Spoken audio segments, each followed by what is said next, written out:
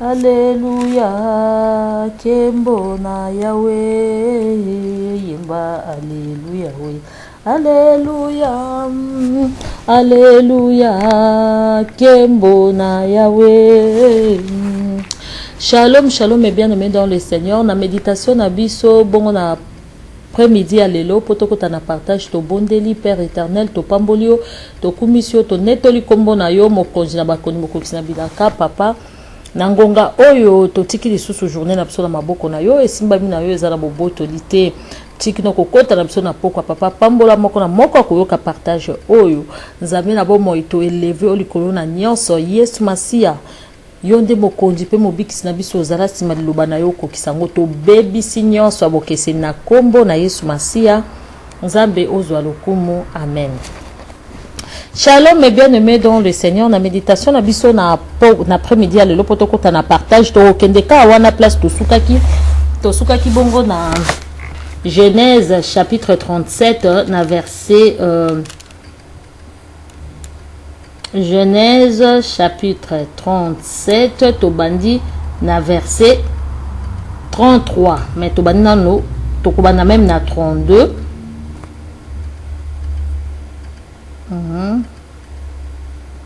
Non, Genèse chapitre 37 na verset 9. Bolimbi sangai Genèse chapitre 37 na verset 9, nous lisons au nom puissant de Jésus.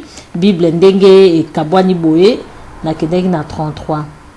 Joseph fit un autre rêve et les rencontra. Également à ses frères, j'ai de nouveau rêvé, dit-il. Le soleil, la lune et 11 étoiles venaient s'incliner devant moi. Il raconta aussi ses rêves à son père.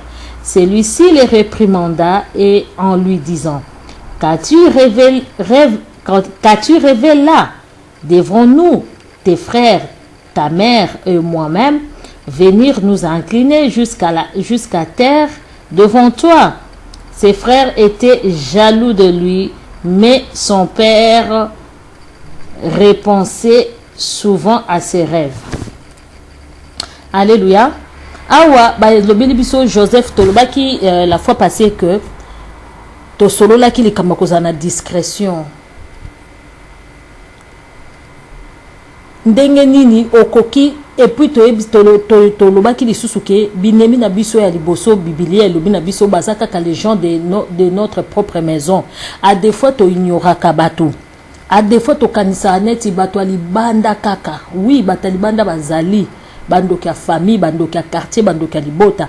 Mais liboso nano ndaku na yo, mobali na yo, mwasi na yo, bana na yo, koyebaka ndenge nini ya kobonde la po nzamba fungolo miso otala ozo vanda na banani parce que bible ko cité elobi na biso bayini na biso ya liboso baza bato toliaka na bango to vanda kana bango to tunaki nani azalaka pembeni na yo, nani oyo benga kaye makopa oyo pesa kaye ba makambo na yo nyonso ba conseil na yo tunaka epai ya nani oyo tshela motema.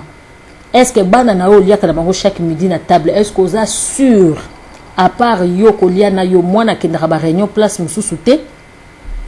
Oza sûr mobali na yo oyo boliaka na bomelaka na ye to le pesi doute na moto te, to lingite moto a douter na moto kasi nzambe alobaki na biso bible za ko loba na biso binemi na biso ba ko attaquer biso liboso. Bien aimé dans le Seigneur, mutu soka lingi yo ta ko bebisa mwana yo apesi kindoki po mwana na yo moko makila na yo moko e attaquer yo. To mona ki li solo wana na David mwana na ye moko Absalom akoma ki ennemi na ye. David abande kotana nanu ba binemi ya libanda ayeba kite tangu nanu découvert kite ayeba kite ke Absalom mwana na ye ya liboso ba force na ye ya liboso entrée ye na ye ba force entrée na ye ya liboso mwana liboso azali likonzi ya famille ye mutazalaki kotelemela ye aki kotelemela bato baya kotelemela papa na ye.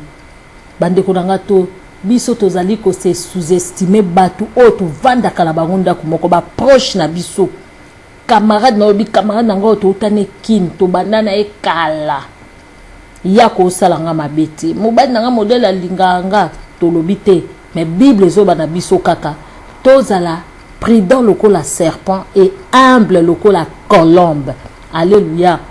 Dans chaque chose, il faut vraiment prudence. Parce que la Bible dit quand la prudence fait défaut, les peuples tombent. Awa toye kolobela penza mwana nzambe. Awa Joseph tomoni azalaki na discrétion te. Au fait, azaki muto motema malamu. Alingaki koyebisa makamune pa bandeko na ye. Pona ye bandeko ne bazaki pire ye. Pona ye mwana mama na nga nde tobenga mwana mama na nga to botami libumu moko. Mwana mama na nga koki ko trahir te. Toza makila moko, Aden moko. Mais mwana mama na yo aza motema moko na yo te, am moko na yo te. Bokoza makila moko. Bokoza libala babi mwasi na mobali so babala ni bakomi nzoto moko me bakomi molimo moko te. Preuve que mokolo moko akokufa moko akokipe kotikala. Mokolo moko akoke na lèvement moko pa kotikala. Kompe bakokende bango mibale. Alléluia. Awa Joseph ayaki koyebisa siko na papa na ye.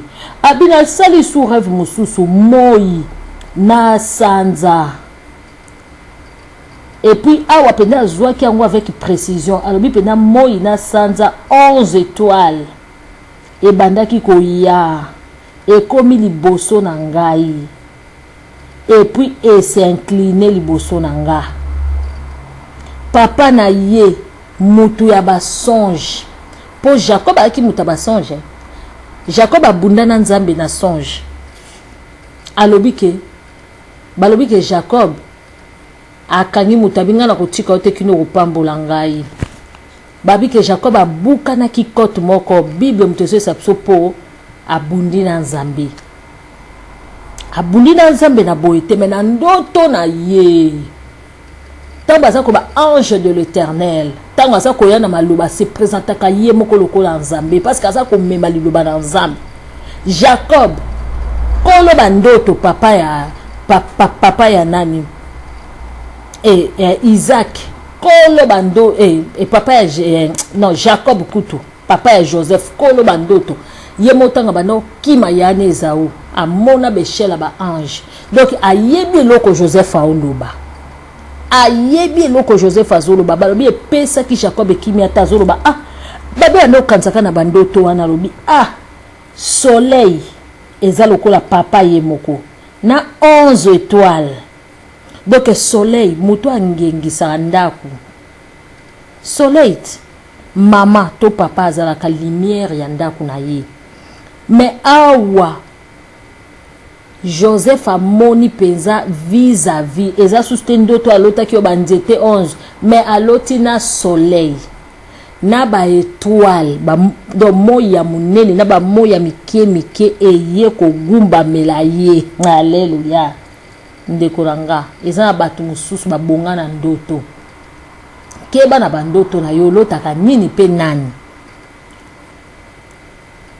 Mweni satana yaka ko trouble bandoto na ko pesa bandoto lokuta banda lelo ngai na yo foto lota bandoto ya kitoko. Amen. Balobi papa na ya tungisa maki alobi est-ce que biso na bandeko na yo toko ya ko gumba mela yo.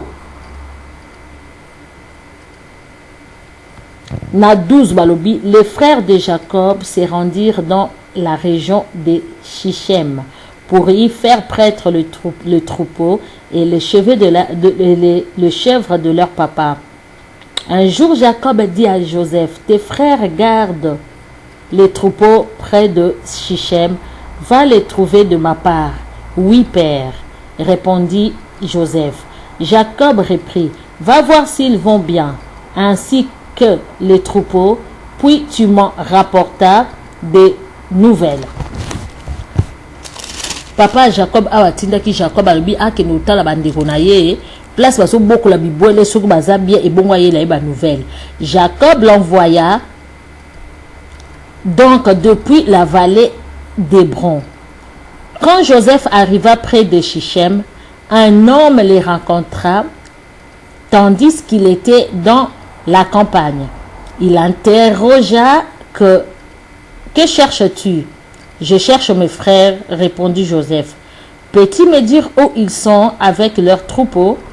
L'homme déclara, ils sont partis d'ici.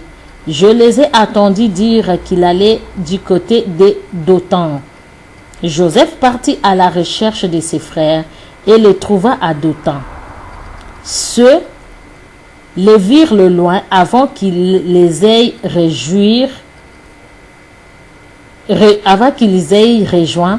Ils complotèrent de le faire mourir, se disaient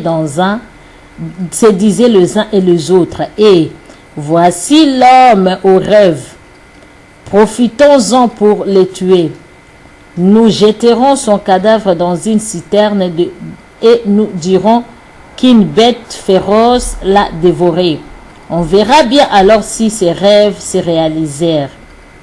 Ruben les attendit et décida de sauver Joseph. Ne le tuons pas, dit-il.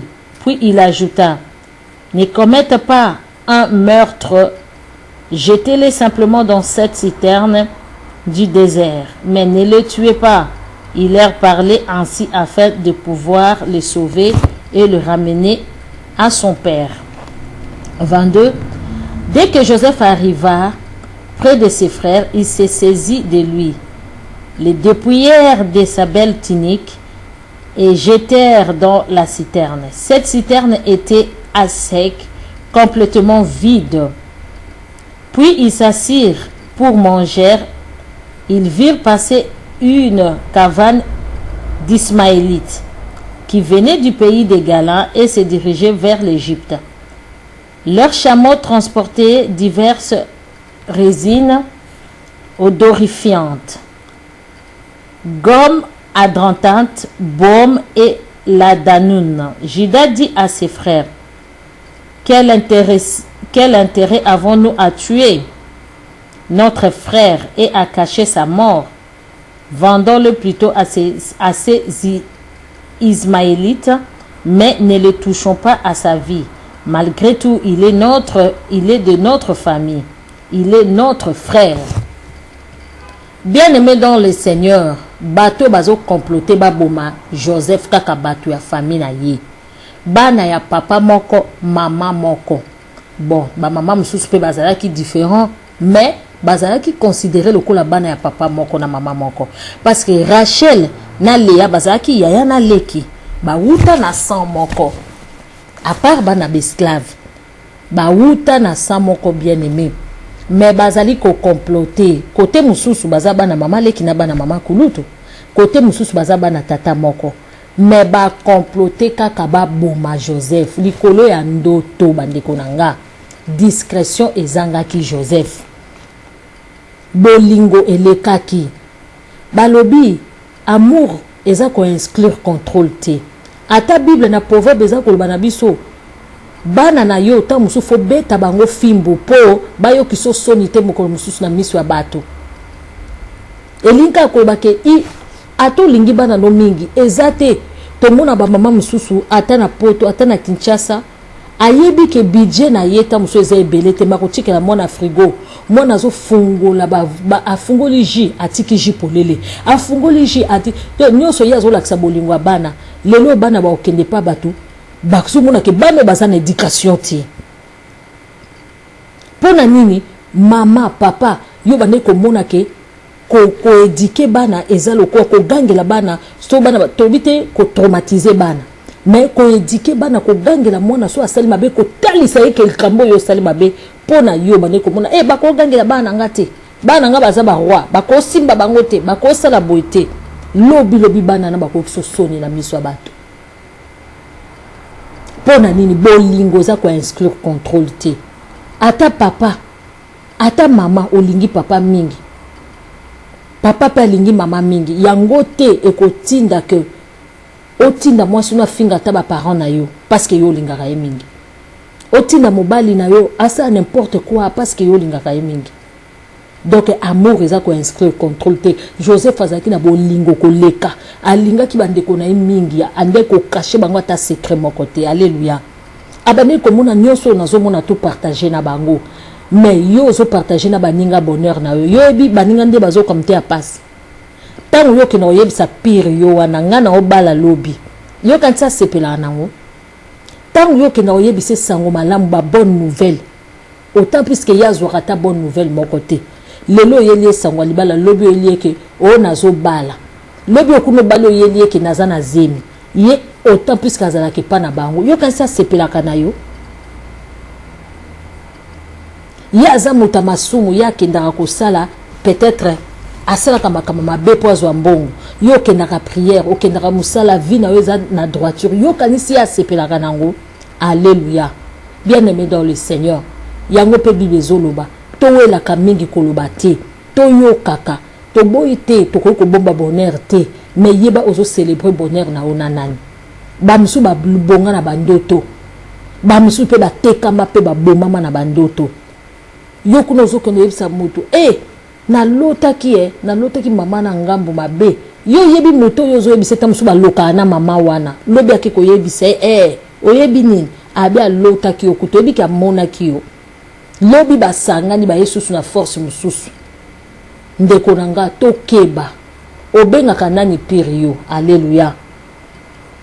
Bandoto etekemisi moto bonheur ya moto ebomisi moto bana ya papa moko na mama moko yango to prière mingi pona bandeko na biso to prière mingi pour les gens de nos bandeko nanga moto libanda po chelo poison eza pasi mais moto bozaka nenda ko po chelo poison eza na likambo moke yango to bondela nzambe bato to vanda na bango o eza ba papa ba mama na biso bandeko na biso bana na biso nzaba pesa ba motema malamu ba ko livrer biso te parce que baliwa mususu ba mama mususu ba kufa bana ba boma bango ba papa mususu ba kufa eza bana ba boma bango. Alléluia. To bondela nzambe penza makasi eke nzamba sunga biso ezala ndengwa na pona biso te. Alléluia. Nzambe penza pambola biso nzamba pambola biso to komi lisusu prochainement to kolobela susu tina na makambo oyo. Alléluia. Nzambe apambola biso apambola mabota na biso